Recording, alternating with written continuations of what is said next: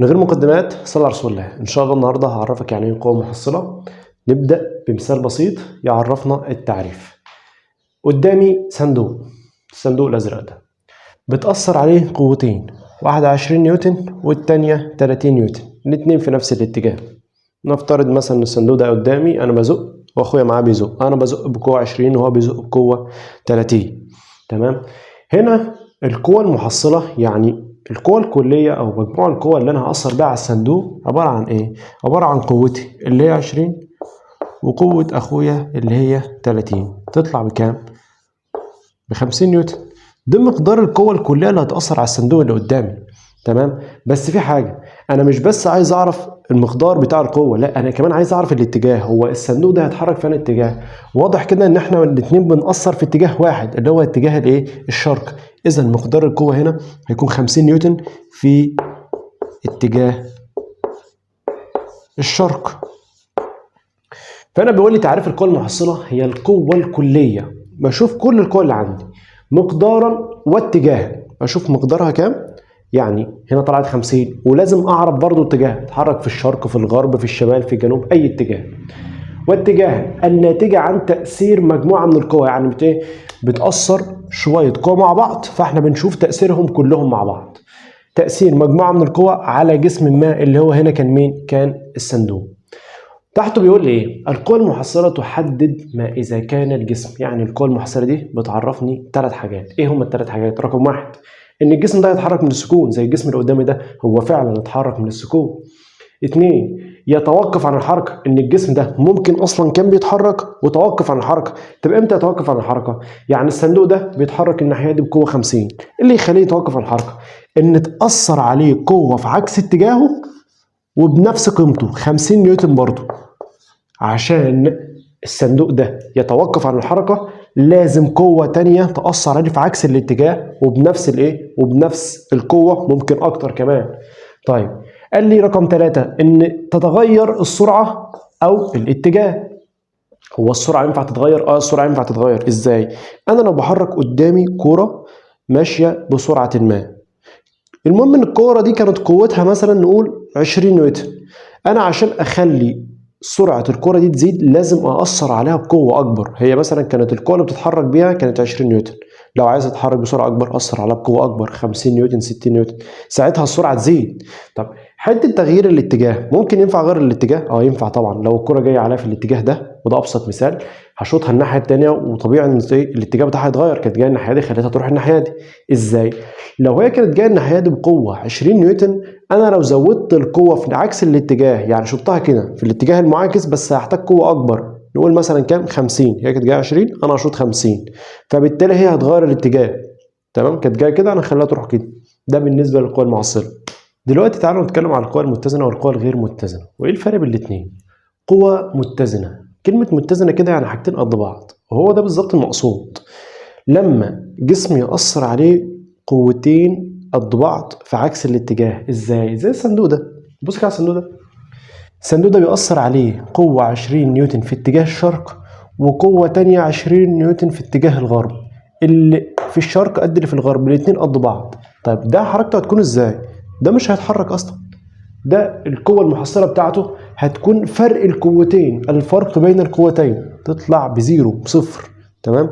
يعني تخيل كده، انا جايب القلم ده في النص، بحطه بين ايدي دي وايدي دي، بأثر بايدي اليمين بقوة 20 نيوتن وبايدي الشمال بقوة 20 نيوتن برضه، وبزق في الناحيتين. طب انا فين الحركة؟ لا هيتحرك كده ولا هيتحرك كده. ليه؟ لان القوتين قد بعض، قوة ايد الشمال قد ايد اليمين، فمش هيتحرك. تمام. ده بالنسبة للقوى المتزنة كده بشكل عام. يبقى القوى المتزنة القوى المحصلة بتاعتها بتساوي الفرق بين القوتين، بتطلع بكام؟ بزيرو، بصفر، ملهاش ايه؟ ملهاش قوة محصلة. طيب تعال نشوف لو كانت القوة غير متزنة. ما دام غير متزنة يبقى في قوة أكبر من قوة تانية، في واحدة أكبر من التانية. تمام. بقول لي طيب الاثنين لو كانوا القوتين دول في نفس الاتجاه، يعني انا عندي الصندوق ده بيأثر عليه قوتين الاثنين ماشيين في نفس الاتجاه، واحدة 20 واحدة 30، وخد بالك ان القوة بتاع الناحية التانية كام؟ صفر، زيرو، مفيش قوة، مفيش حاجة بتأثر من الناحية التانية. اذا محصلة القوة هنا كام؟ تبقى 50 في اتجاه الايه؟ في اتجاه الشرق. فهنا بيقول لي لو كان الاثنين في نفس الاتجاه او القوة كلها في نفس الاتجاه زي الاتجاه ده كده، اقول له القوة المحصلة هتساوي مجموع القوى وفي نفس الاتجاه. مجموع القوى في نفس الايه؟ في نفس الاتجاه اللي هو في اتجاه الايه؟ في اتجاه الشرق. طب لو كانوا الاثنين في عكس الاتجاه، واحد بيزق من الناحيه دي وواحد بيزق من الناحيه دي، راجل كبير وضخم كده جثه كبيره وواحد صغير سفيف حبتين كده، مين اللي هيزق؟ لو الاثنين بيزقوا قصاد بعض، اكيد الراجل الكبير. ليه؟ لان قوته اكبر. فهنا لما يزق 30 وواحد 20، مين اللي هيكسب؟ ال 30 طبعا. ولكن محصله القوه هنا كام؟ هتقول لي 30. كلمه محصله القوه هنا يعني القوه اللي خلت الصندوق ده يتحرك. هتقول لي 30، اقول لك طبعا غلط. ليه؟ هي فعلا ال 30 اللي خلت الصندوق يتحرك هنا، بس قيمه القوه المحصله مش 30. قيمه القوه المحصله في الحاله دي بتكون الفرق بين القوتين، نطرح الاثنين من بعض، الفرق بين القوى وفي اتجاه القوه الاكبر. طب انا هاخد انهي اتجاه هنا؟ الاتجاه اللي الصندوق اتحرك فيه. طيب الصندوق اتحرك كده، انا في اتجاه الشرق، تمام؟ يبقى محصله القوه هنا هتكون 30 ناقص 20 الفرق بين القوى. ادي الفرق بين القوى تطلع بكام؟ ب 10 نيوتن. طيب بالنسبه للاتجاه هتتحرك في اتجاه القوه الاكبر. طب اتجاه القوه الاكبر فين؟ في اتجاه الشرق اهو، يبقى في اتجاه الايه؟ في اتجاه الشرق، تمام؟ ده بالنسبه للقوى المتزنه والغير متزنه. طيب معايا هنا 4 اشكال، عايز يعرف مين فيهم هيفضل في حاله سكون. بيقول لي اي هذه الاجسام يظل ساكنا، مين في دول هيفضل في حاله سكون مش هيتحرك؟ تعالوا نشوفهم شكل. الشكل الاول بيأثر عليه 3 قوى، واحدة في اتجاه الغرب اف وفي اتجاه الشرق اف برضه. اذا من الناحية الافقية فالقوة متزنة، اللي في الشمال قد اللي في اليمين. طيب من الناحية الرأسية لا، في قوة هتحرك للشمال ومفيش قوة هتحرك للجنوب. معنى كده ان الجسم ده هيتحرك فين؟ هيتحرك في اتجاه الشمال. اذا الجسم ده مش هيكون في حالة سكون، لان الجسم هيتحرك في اتجاه الايه؟ الشمال. طب تعالوا نشوف ده. الشكل الثاني، في قوة اف عايزة تحركه في اتجاه الغرب، وفي قوة 2 اف عايزة تحركه في اتجاه الشرق. القوة اللي بيتحركوا في اتجاه الشرق أكبر من اللي في اتجاه الغرب، إذا الجسم ده هيتحرك في اتجاه الإيه؟ في اتجاه الشرق، إذا الجسم ده مش في حالة سكون. ده بالنسبة للشكل الثاني. طب الشكل الثالث، في قوتين اف في اتجاه الشمال واف في اتجاه الجنوب، القوتين قد بعض، معنى كده ان الجسم ده في حاله اتزان او القوه بتاعته متزنه يعني، اذا الجسم ده في حاله سكون. وما دام الجسم في حاله سكون اذا ايه؟ ده الاختيار الصحيح. اخر رسمه معايا هنا 2 اف هنا 2 اف، من الناحيه الافقيه الجسم في حاله اتزان، لكن من الناحيه الراسيه في 2 اف هتاثر لتحت، مفيش اي قوه تاثر لفوق، اذا الجسم ده هيتحرك لتحت. معنى كده ان برضو الشكل ده مش صحيح ومش بيعبر عن الايه؟ عن السكون. ده بالنسبه للسؤال ده.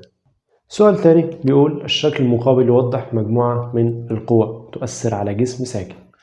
طيب ده قدامي شكل اهو، في مجموعه من القوى بتاثر عليه. اول حاجه هو عايز يعرف محصله هذه القوه. طيب واضح كده ان في تاثير راسي وفي تاثير افقي. تعال الاول نشوف التاثير الراسي. هقول له القوتان 2N و2N. هنا المحصلة هتكون بينهم كام؟ 2N فوق و2N تحت، طبعا المحصلة هتكون ايه؟ صفر. اقول له محصلة هتساوي 0. ليه 0 يا عم؟ عشان هطرحهم الاتنين. 2N اللي تحت بتأثر في اتجاه الشمال و2N اللي فوق بتأثر في اتجاه الجنوب، فبالتالي المحصلة عندي في الأول هتكون 0. ده بالنسبة للجزء الرأسي. طب تعالوا نشوف بالنسبة للجزء الايه؟ الأفقي. في 5 و5 عايزين يحركوا الصندوق في اتجاه اليسار، وفي 6 و7 و8 عايزين يحركوا الصندوق في اتجاه اليمين. هقول له محصلة القوى اتجاه اليسار. اليسار الأول، مين اللي عايز يحرك اليسار؟ 5 و5، يبقى نقول له 5 زائد 5 تطلع 10 نيوتن. طيب اتجاه اليمين اللي عايزين نحرك اليمين كام؟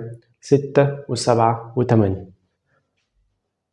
أقول له هتساوي 6 زائد 7 زائد 8، المحصلة هتطلع 21 نيوتن. ده بالنسبة لجهة اليمين. طب واضح كده إن جهة اليمين 21 واللي هتحرك جهة اليسار 10، إذا 21 هي اللي هتكسب. معنى كده إن إيه؟ إن الصندوق ده يتحرك جهة الإيه؟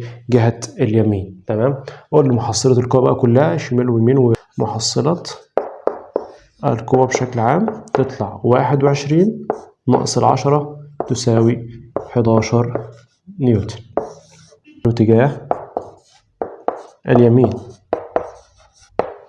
ولا الجسم يظل ساكن أم يتحرك؟ طبعا هيتحرك.